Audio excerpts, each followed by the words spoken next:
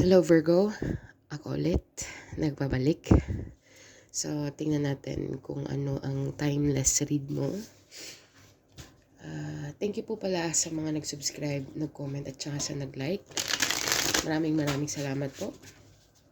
Sa mga makaka-resonate po, hit the thumbs up and hit the notification bell na rin po para connected tayo, no? Sa mga hindi po makaka-resonate, better luck next time po. Baka po masagap ko na yung energy nyo sa susunod. Okay po? So, either way lang po to. Either ikaw po or taong connected sa'yo. At saka past, present, and future, maaring naganap na, magaganap pa lang, or kasalukuyang nagaganap. Okay? So, bahala na po kayo kung saan nyo ilalagay sarili nyo dyan. Basta, ito na po. Timeless read for my collective Virgo. Virgo Collective. Nagpaplano akong gumawa ng isang channel para sa lahat ng signs. So, comment below, mga Virgo, kung agree kayo. Na gumawa ako ng pangkalahatan, yung 12 sign. Kung mag-a-agree kayo, comment below lang. I-comment nyo lang po, okay? So, let's see. Timeless for my Virgo. Timeless read. What do we have? Anong ganap? Anong meron? Para hindi naman hindi naman unfair sa mga oras watcher. Okay. Comment lang po kayo kung gusto niyo gumawa ako ng 4 signs. 4 signs. 4 element. Fire, earth, air, water. Okay. Tsaka earth. So we have the 6 of Wands, wow, in the upright, and the Knight of Cups in the upright, and the Wheel of Fortune in the Virgo. This is timeless, okay? But I can see already the success here. So, what I'm trying, wow, meron kang 5 of Wands at the bottom of the deck. Meron kang clarify ko muna kaya bago ako magsalita. Okay, basta positive lahat to. Virgo, this is timeless. Hindi ko alam kung kailan mangyayari or baka nangyari na or kasalukuyang nangyayari. Titingnan natin kung ano ang sign mo. Okay, so clarify the 6 of Wands. I think Virgo, you are doing something. Kung ginagawa mo na or nasa proseso ka na or pinoproseso mo pa lang or gusto mong prosesuhin, I think the outcome will be good. Okay.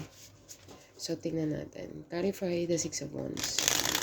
I think, nakikita ko dito you're going to be in the public eye.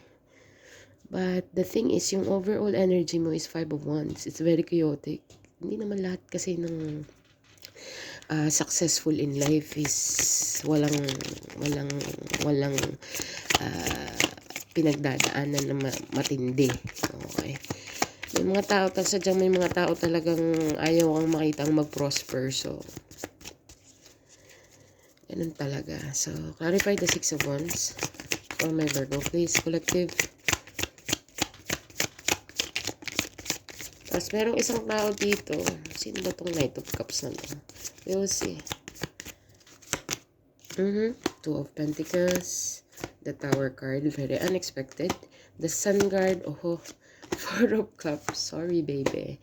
Ace of Wands, at saka the Page of Pentacles. Bottom of the deck, 3 of Cups, which is celebration and getting in together, community, or what or something. Okay, we will see.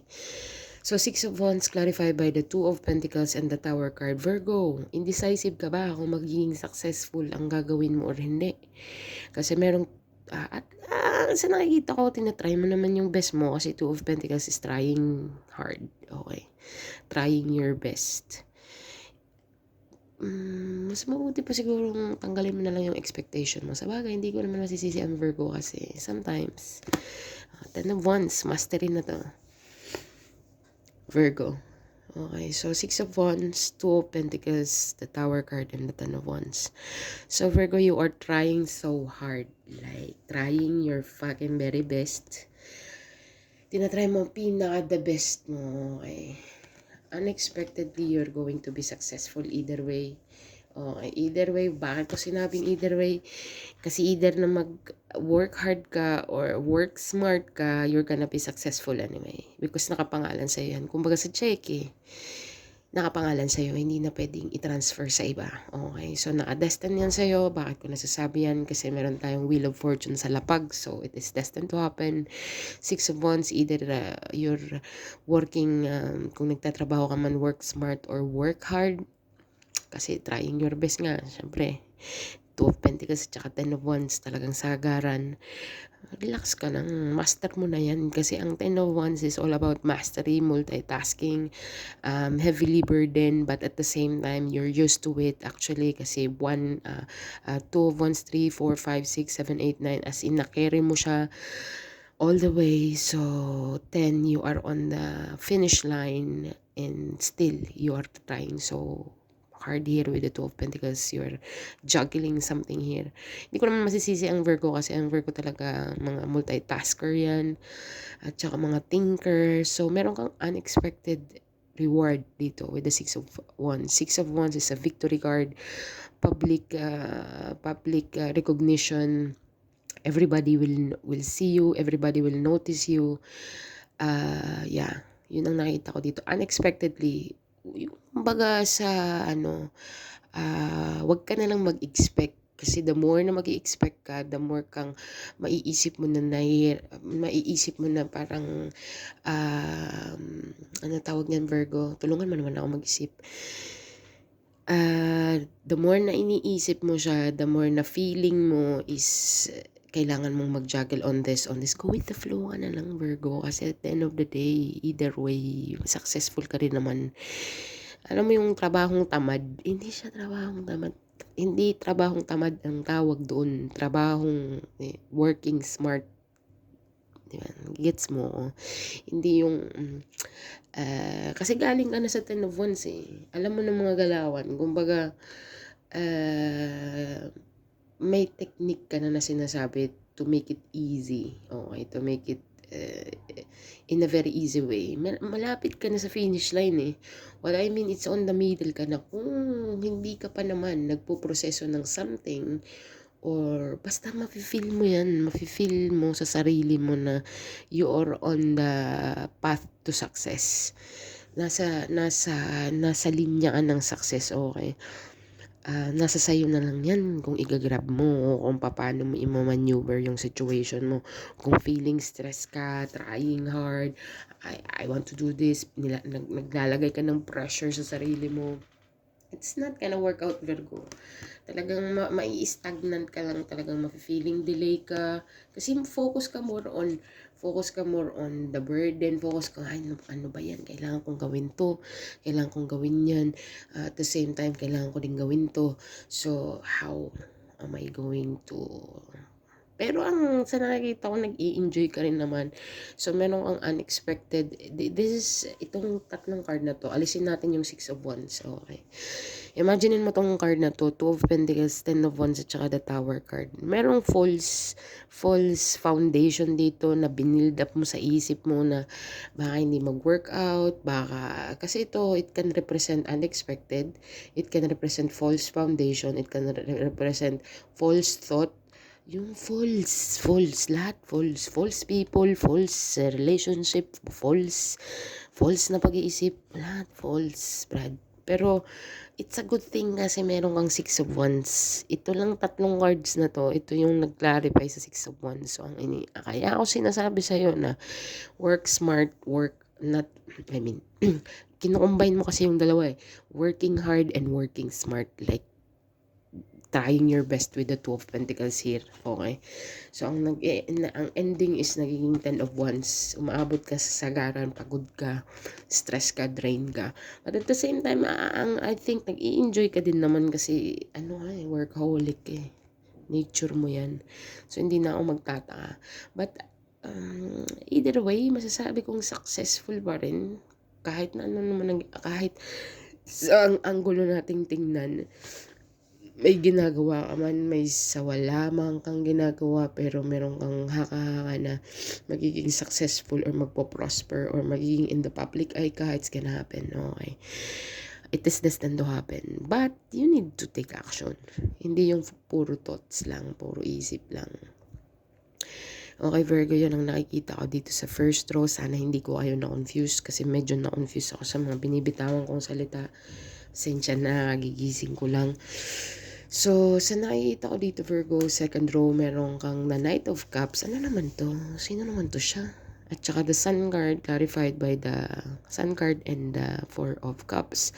So, this is a missed opportunity. This person doesn't want to miss an opportunity with you, Virgo.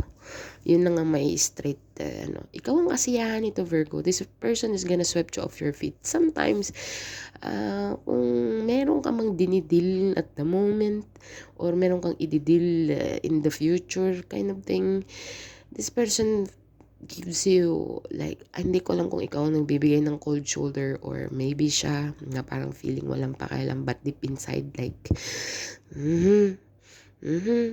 parang tatalon na siya sa sasabog na siya sa sobrang saya.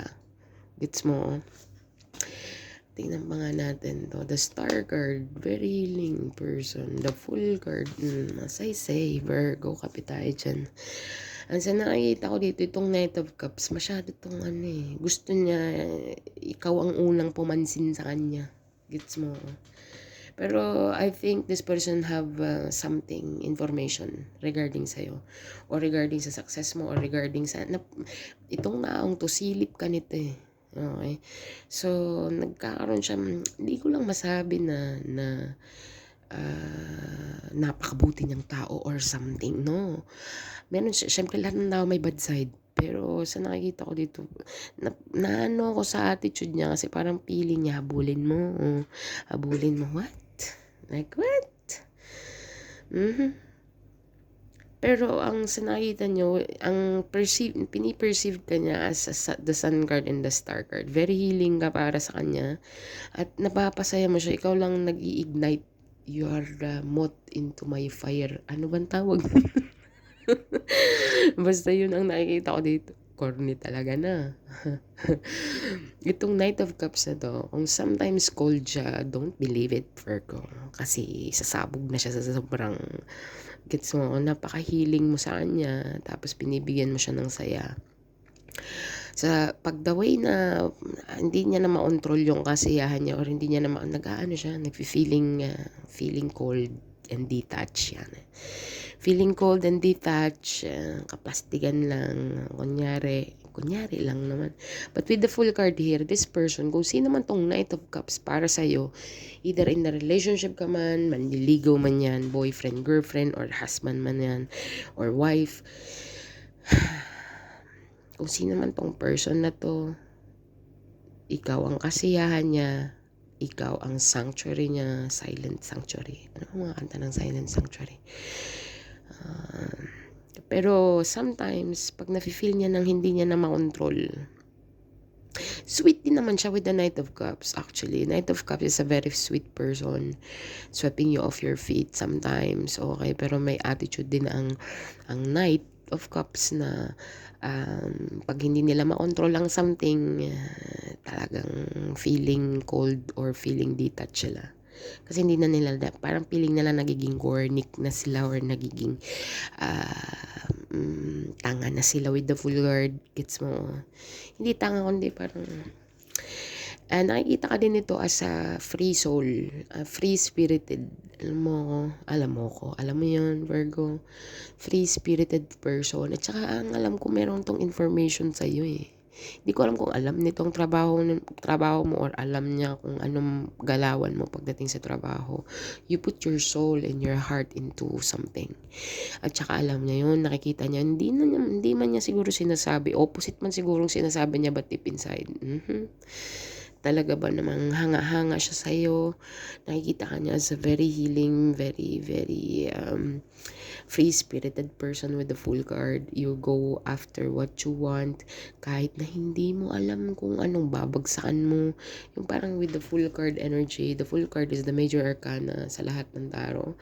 So it starts with the 0, pero kung makikita mo yung imagery ng Full card is just like kahit na sumasabog na yung bulkan sa kabilang ibayo, talaga namang tatalon pa siya, wala akong pakialam. Ang tingin niya sa'yo is ganito, Very free-spirited, explorer. You go after what you want.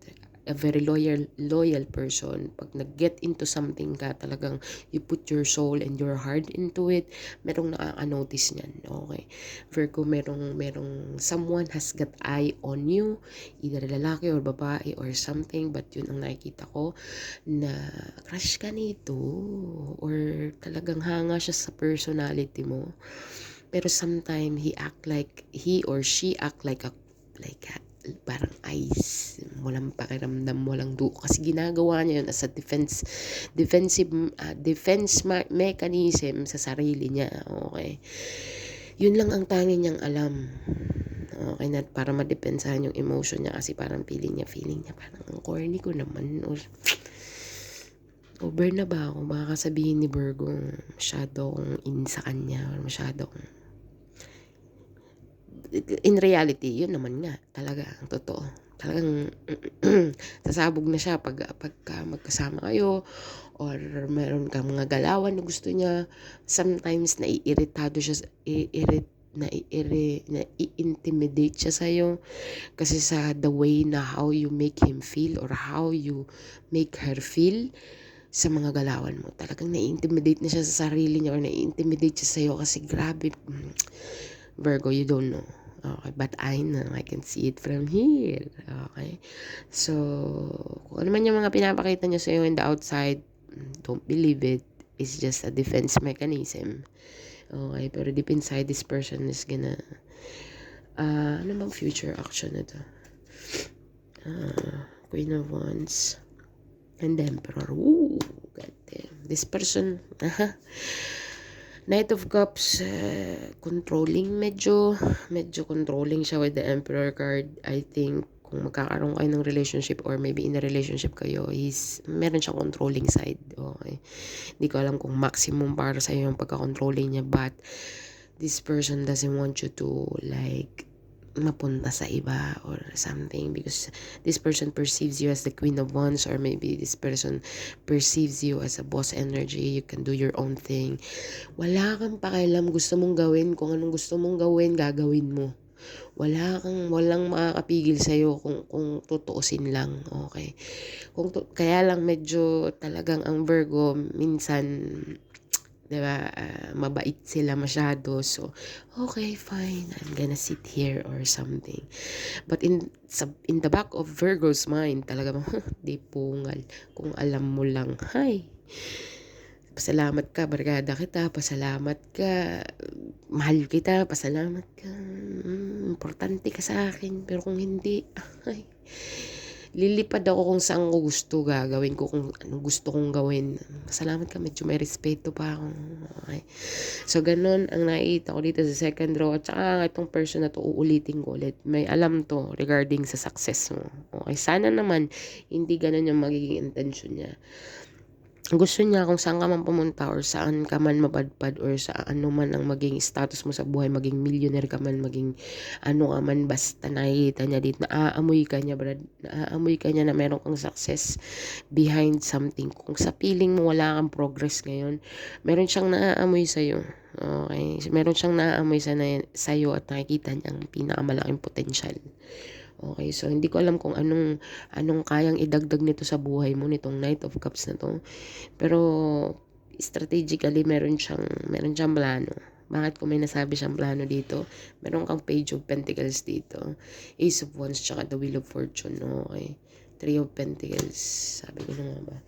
May plano itong makipag-collaborate sa iyo, Virgo, when it regards to finances. I don't know, but nakikita niya mga galawan mo. Magaling ka sa discarte, communication. In any way, shape, or form, nakikita ka niya as a very intelligent person. Okay, with the Emperor card and the Queen of Wands, like, talagang kinumbay ng fire energy. Kung ikaw ang Virgo na may fire in your chart, definitely reading mo to. Okay, so Virgo, yun ang nakikita ko dito sa second row. Merong isang tao dito na silip ka, may information siya regarding sa'yo, lalo na sa mga galawan mo. Kung sa minsan nasasabi niya or nakikita niyang parang corny na siya sa mata mo, ang defense mechanism niya is to be cold, detached, and say blunt things. Yun lang nasasabi ko kasi may Emperor, the Fool card, Four of Cups sa hilirang ito. So, kung may mga blunt but deep inside, the Sun card, the Star card, may yan. Three of Pentacles, gusto niyang makipag-collaborate sa'yo, gusto niyang sweep you off your feet, siya lang dapat ang makakagawa ng mga bagay na hindi mo pa nararanasan sa iba. At ayaw ka rin itong, alam mo yun, ayaw ka rin itong mapunta sa iba na ma-experience nila kung ano meron ng Virgo. Gets mo? Yun na nakikita ko dito. At saka, hindi ko alam kung itong success mo or itong the Wheel of Fortune and Six of Wands mo, aware siya dito. Okay. I don't know if you ever spoke to this person, or maybe this person is your coworker, or maybe this is something, basta meron siyang alam impormasyon sa'yo regarding sa success mo in the future. Okay, ano ba to? Basta yun ang nakikita ko, gusto niya ng collaboration, gusto niya makapag-teammate. Wow, 20 minutes na. So, the Wheel of Fortune, the Ace of Wands, and the Page of Pentacles. As I said, Virgo, in the upright, ang the Wheel of Fortune mo, there is destined to happen here. Merong something dito. Ace of Wands, the Wheel of Fortune. Like, oh, come on. Oh, come on. Oh, come on, Virgo. Come on. Wag mo nga, oh. Ano bang explanation mo nito? Google mo na lang para malaman mo kung anong combination yan. Okay, together with the Page of Pentacles, there is an offer here but not that much. Pero ang alam ko, what in the world? The Lovers, you need to make a decision. Nine of Wands, defensive mechanism din. Bakit ko ba nasasabi ang defensive judgment card? So, Virgo, wait the second lang. Virgo, sa nakikita ko dito, kasi para sa akin ang the Lovers is making a decision on something. Okay, Google mo rin yan. Andun din ang meaning yan. Okay, pero sa nakikita ko meron kang defense. Ang Nine of Wands kasi sa akin is wounded warrior. Nine of Wands. Meron ka nang 10 of Wands dito. 9 to the 10. Makes sense. Okay, so with the ace, pagkatapos ng 10 of Wands sagaran, makakamit mo na ang ace, Brad. Ay, kumikinang siya. Together with the Wheel of Fortune. Ang nakikita ko dito, Virgo, kung meron ka mong decision regarding sa on something, kung love life man to or career man to, you need to make a decision. Okay, kasi merong destiny darating sa'yo. Sa feeling mo siguro hindi ganun kalakihan with the Page of Pentacles kasi page siya eh. It's a page. But you didn't even know na meron kang Ace of Wands incoming. Okay. So, ang test ng universe sa'yo dito kung paano mo siya i-multiply ang page na ibibigay sa'yo ng universe. Okay. Paano mo siya i-multiply? Siyempre sa lahat, nagsisimula tayo sa Benchingo. Umaga nga yung nanay ko before, ice candy. Bakit ka mga barkada ko naman lahat, bakit magtitinda ng ice candy? Ano ba yan? Yaks. Sabi ko naman, day, sabi ng nanay ko, hindi ka makakabuo ng 1,000 kung wala kang piso. Magsimula tayo sa, tinitingnan ng universe kung gaano katsaga. What I mean, yun ang nakikita ko dito, Virgo, kasi behind the Page of Pentacles, there is an Ace of Wands. Yun ang talagang, ang Page of Pentacles is, yun ang mitya. Depende na lang yan sa pagsindi mo. Okay, kung paano mo siya pagsisindi, mga technique mo dyan. Okay, but sometimes with the Lovers card, you need to make a decision on something. Okay, kasi meron ka na ditong Nine of Wands, which is, wounded warrior. So, based on experience na rin. Judgment card, Virgo. Judgment card for me is calling about something. There is a call. Calling mo to, Virgo. Kaya kang merong 5 of Wands at the bottom. Overall energy mo. Meron kang 5 of Wands. This is a calling for you. Ito ang calling mo. Hindi ko alam kung anong age ka na ngayon.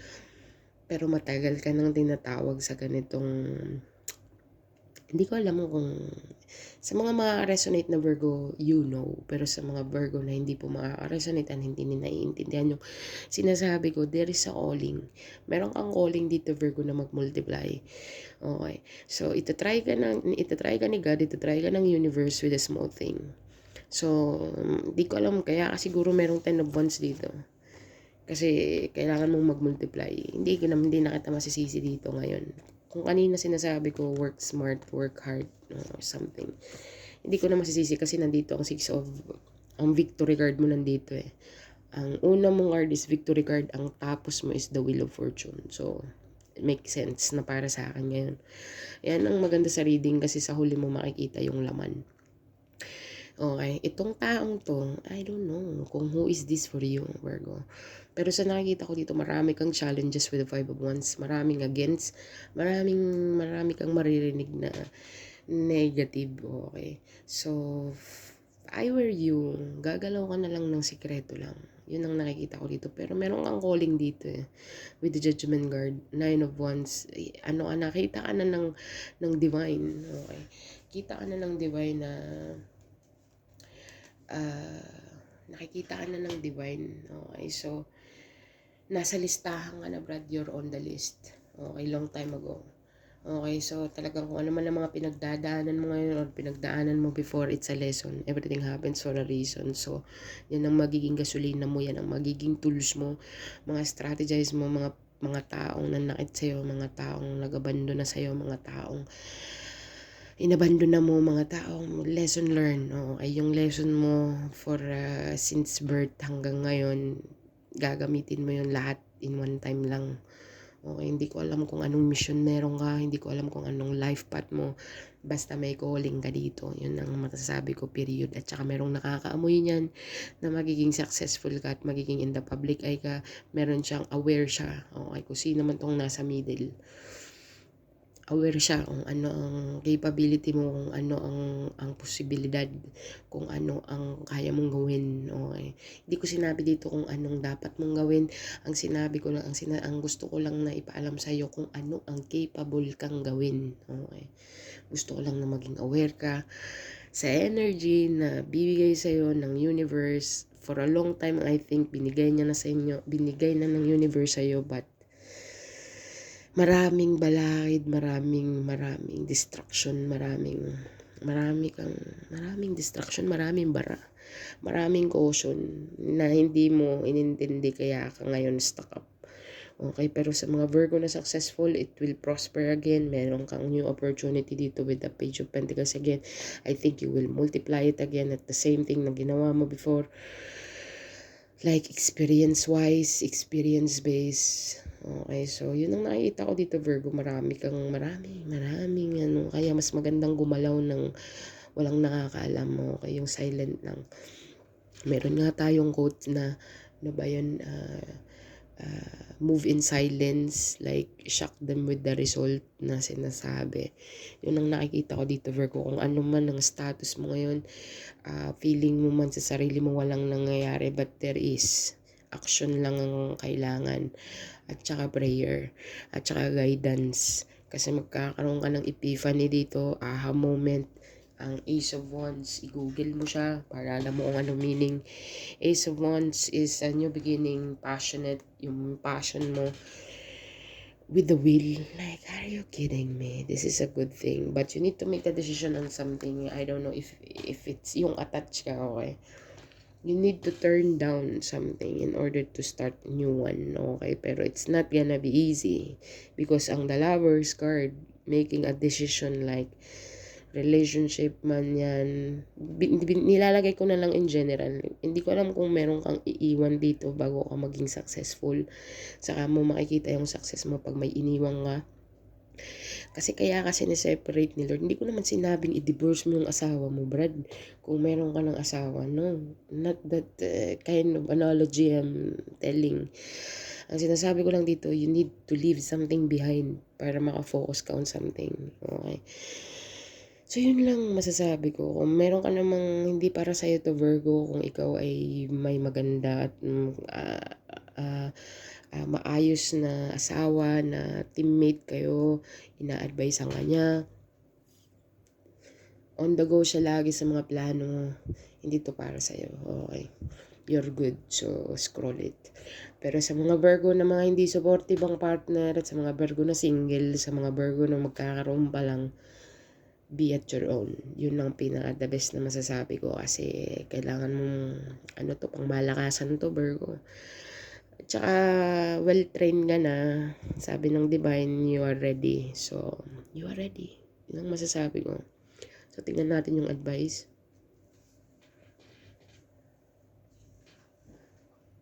Meron kang 5 of Wands, so kaya ako sinabing gumalaw ka na lang mag-isa. Kasi nga, yung mga taong nakapalibot sa iyo is not in their best interest. Okay. So, mas mabuti pang gumalaw ka na lang mag-isa. Siguro, bilang lang ang mapagsasabihan mo, but be careful pa rin. Okay. What is the advice for my Virgo? What is the advice? Ay, ang bilis naman. Personal issues reaches resolution. Ano man ang issue meron ka, it will come out. It will come to the light. Okay, so kung meron ka man dapat pagdesisyonan or something, mariresolusyonan yan. Kung ano man issue ang dinadaing mo, it will come. Okay, personal issues reaches resolution. Magkakaroon na, mariresolbahan mo na yan. Just be patient. Pray a lot. Pray and pray and pray until it manifest, until it come, hanggang sa makita mo sa harapan mo na. It's mo, never stop praying, Virgo. It's time to release negativity. Okay, mga negative thoughts mo. A time to give rather than to take. Yun siguro mentality mo, no? Emotions are running high. Siguro meron kang mentality, tangin na ako na lang lagang bigay ng bigay. Hayop na. Kaya nagiging pulubi na nga lang ako. Dahil sa sobrang kakabigay. It's time to give rather than to take. Baka may pagsasabihan ka niyan, isang tao, hindi ko lang alam. Baka puno ka na, tapos puno na ako, sagad na ako.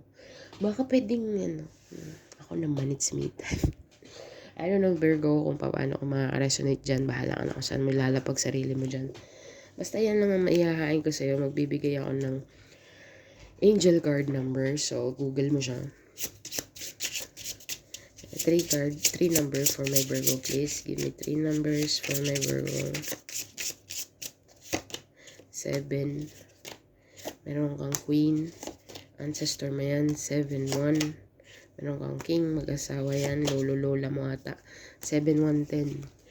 Google mo siya, Virgo message angel number 7110. Meron kang King and Queen. This is a couple person. I don't know if it's a couple kasi diamond siya tsaka spade. So, I think it's not. Maybe. Kasi ang couple is Queen of Hearts at saka King of Hearts. Couple yun. King of Spade at saka Queen of Spade maybe separate but energetically sila ang guardian angel mo, ginagabayan ka, naririnig nila, nakikita nila mga hindi mo naririnig at hindi mo nakikita. So, open it, Virgo, 7110. So, yeah, 31, 32 na. Hindi ko alam kung paano i-upload to. Matagal. So, Virgo, that's all I have for you. Sa mga resonate, hit the thumbs up. And hit the notification bell para po connected tayo. Sa mga hindi naman po resonate, better luck next time po. Baka masagap ko na yung energy nyo. So, thank you for being here. Thank you for watching. And bye for now.